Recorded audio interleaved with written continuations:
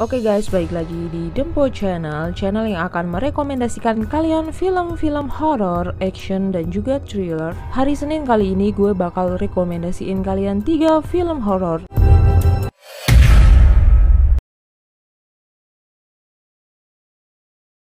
Yang pertama, film yang berjudul Brightburn. Yang kedua, film yang berjudul Deja Vu. Dan yang ketiga, film yang berjudul The Possession of Hannah Grace. Yang pertama, gue bakal bacain sinopsis dan juga alur cerita dari Brightburn. Film Brightburn ini adalah film horor fiksi ilmiah yang dirilis pada tanggal 24 Mei 2019. Pada tahun 2006, sebuah pesawat ruang angkasa jatuh di Brightburn, Kansas. Tori dan Kayleigh yang tidak dapat mengandung seorang anak melihat ke dalam untuk menemukan seorang bayi. Pasangan itu mengadopsi dan menamainya Brandon. Mereka menyembunyikan pesawat luar angkasa di gudang mereka untuk menyembunyikan kebenaran dirinya. Pada 2018, kapal mulai mengirimkan pesan alien, menarik Brandon ke gudang. Dia mencoba membuka ruang bawah tanah, tetapi Tori turun tangan dan memergokinya. Brandon mulai menunjukkan kekuatan super. Suatu hari saat latihan kepercayaan di PI, Brandon jatuh ke arah seorang gadis di kelasnya bernama Caitlin. Dia membiarkan dia jatuh dan menuduhnya sebagai orang mesum. Setelah sebelumnya melihatnya di kamarnya pada malam hari, Caitlin dipaksa untuk membantu Brandon dan Brandon yang frustasi dengan tindakannya remukan tangannya. Malam itu, Brandon sekali lagi ditarik ke kapal dan masuk ke gudang di mana ia disembunyikan. Tori mengikuti dan melihatnya melayang, meneriakkan pesan kapal ambil dunia. Tori mengungkapkan kebenaran tentang asalnya dan Brandon terus mengamuk. Dia mengembangkan kekuatannya yang dia gunakan untuk membunuh ibu Caitlin, Erika, di restoran tempatnya bekerja. Polisi menemukan serangkaian tanda huruf B rahasia yang tergambar di jendela saat menyelidiki hilangnya Erika. Keesokan harinya, Brandon membunuh pamannya Noah yang mengangkat dan menabrakkan kendaraannya. Keesokan paginya, Tori dan Kayleigh memberitahu Brandon tentang kematian Noah, tetapi Brandon tidak bereaksi, membuat mereka berdua marah. Kayleigh menuduh Brandon melakukan pembunuhan dan menangkapnya, dan Brandon membalas dengan mendorongnya dengan kasar.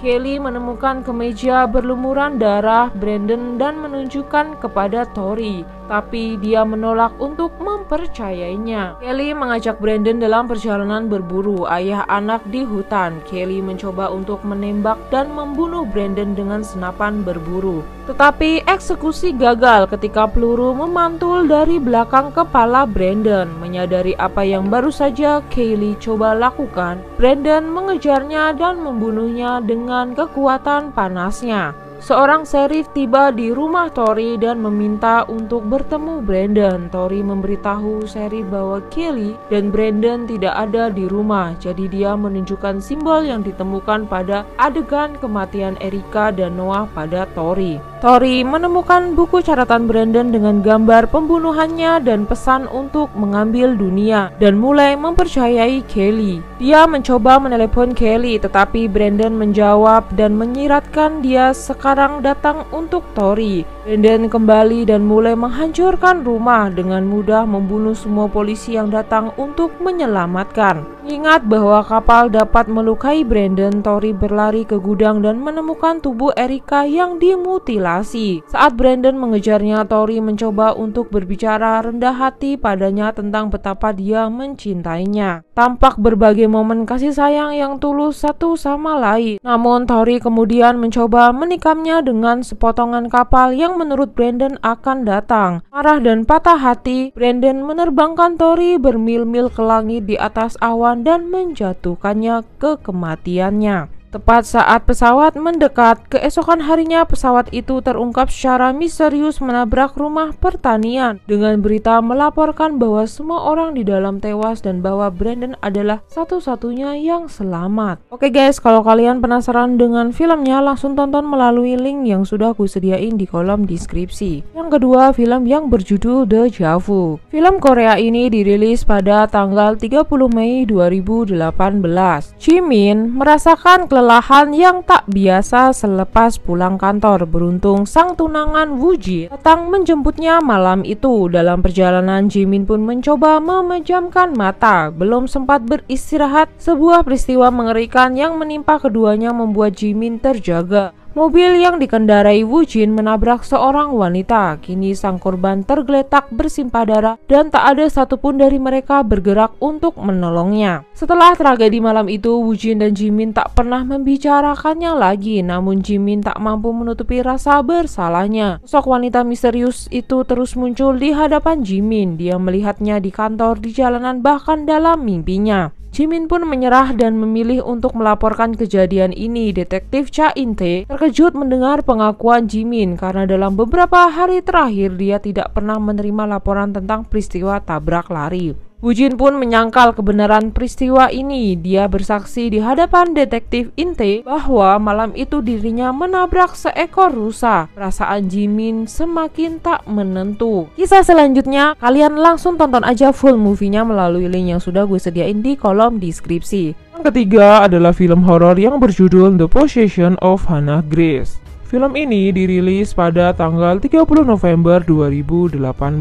Selama ritual eksorsim, Hannah Grace yang dirasuki hampir membunuh pendeta dengan mencekiknya saat digantung di udara. Ayahnya, Granger, kemudian mencekiknya sampai mati menggunakan bantal, dan saat dia meninggal, pendeta itu jatuh ke lantai dengan terengah-engah. Saat ayahnya terisak-isak di atas mayatnya, seekor lalat mendarat di tangannya dan bergerak dengan tidak menyenangkan. 3 bulan kemudian, Megan Red, mantan polisi di Departemen Kepolisian Boston, berjuang melawan depresi dan kecanduan pil setelah rekan patrolinya ditembak mati oleh penjahat yang gagal ditundukannya. Teman Megan, Lisa Roberts, mencarikannya pekerjaan malam hari di kamar mayat rumah sakit Metro Boston yang terletak di bangunan arsitektur brutalis yang mengintimidasi. Selama shift pertama Megan, seorang pria secara agresif mencoba meyakinkan untuk membiarkan dia masuk ke dalam gedung, tetapi dia menyangkal dan memberitahu dua penjaga keamanan, Ernie Gaynor dan Dave.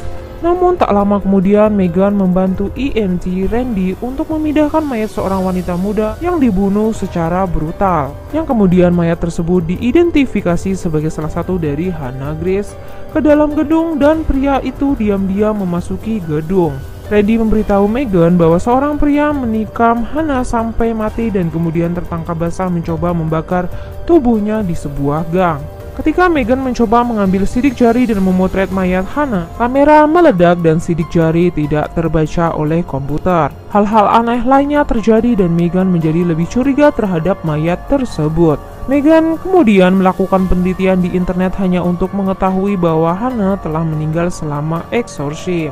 Dia juga memperhatikan bahwa warna mata biru cerah Hannah tidak cocok dengan yang tercantum di SIM-nya. Megan segera bertemu dengan Granger yang telah menyerbu gedung mencoba menyeret mayat Hannah melalui gedung. Bersama dua petugas keamanan, Ernie dan Dave, Megan berhasil menaklukkan Granger yang terakhir berteriak mayat Hannah harus dibakar karena ia tidak benar-benar mati, tetapi mereka tidak mendengarkannya dan menangkapnya oleh polisi. Mantan pacar Megan, Andrew Kirch, masih bekerja sebagai petugas dan menanggapi kejadian itu. Dia setuju untuk membantu Megan mengidentifikasi jenazah setelah dia memberitahunya tentang warna mata Hannah. Segera setelah itu, Andrew memberitahu Megan bahwa Hannah Grace telah meninggal 3 bulan sebelumnya dan bertanya kepada Megan apakah sidik jari yang diberikan adalah sidik jari Hannah. Megan membenarkan dan Andrew mengira mungkin ada kesalahan pada data komputer. Sementara itu, Hannah membunuh Dave dengan secara telekinetik, mengangkat tubuhnya melintas langit-langit dan ke dalam laci pendingin di kamar mayat tempat dia menghancurkan tubuhnya. Segera setelah itu, Megan memperhatikan bahwa beberapa luka di Hannah hilang seolah-olah sembuh dengan sendirinya. Menyelidiki rekaman keamanan, Megan melihat sekilas mayat Hannah merangkak ke dalam gedung. Dia menunjukkan rekaman itu kepada Lisa yang tak percaya padanya dan menuduhnya kambuh karena kecanduan pilnya. Lisa dibunuh oleh Hannah segera setelah itu. Ketika Randy kembali ke kamar mayat tersebut untuk mengantarkan mayat kembali, Megan menunjukkan Randy tubuh penyembuhan mayat Hannah. Setelah Randy meninggalkan kamar mayat, Megan memperhatikan bahwa lift menutup dengan sendirinya dan akan turun. Megan menyelidiki rekaman keamanan dan melihat sekilas tubuh Hana merangkak di dalam lift. Dia bergegas ke teluk akses untuk memperingatkan Randy, tetapi Hana telah membunuhnya. Tiba-tiba Andrew menelpon Megan untuk memperingatkan bahwa Granger telah melarikan diri dari tahanan polisi setelah membunuh 2 petugas yang membawanya. Beberapa saat kemudian, Granger memaksa Megan untuk membawanya ke tubuh Hana di bawah todongan senjata. Granger menjelaskan kepada Megan bahwa dia adalah ayah Hana, yang mengatakan padanya bahwa eksorsim gagal karena iblis yang merasukinya terlalu kuat. Begitu kuatnya bahkan hingga ia mampu merasuki tubuh Hana setelah kematiannya dengan membunuh orang-orang untuk menyembuhkan dirinya sendiri. Dia mengatakan kepadanya bahwa Hana mengalami depresi dan itu memburuk sampai iblis itu dapat memasuki ke tubuh Hana. Warna mata biru adalah tanda iblis yang merasuki Hana. Granger bertanya-tanya mengapa Hana membunuh Dave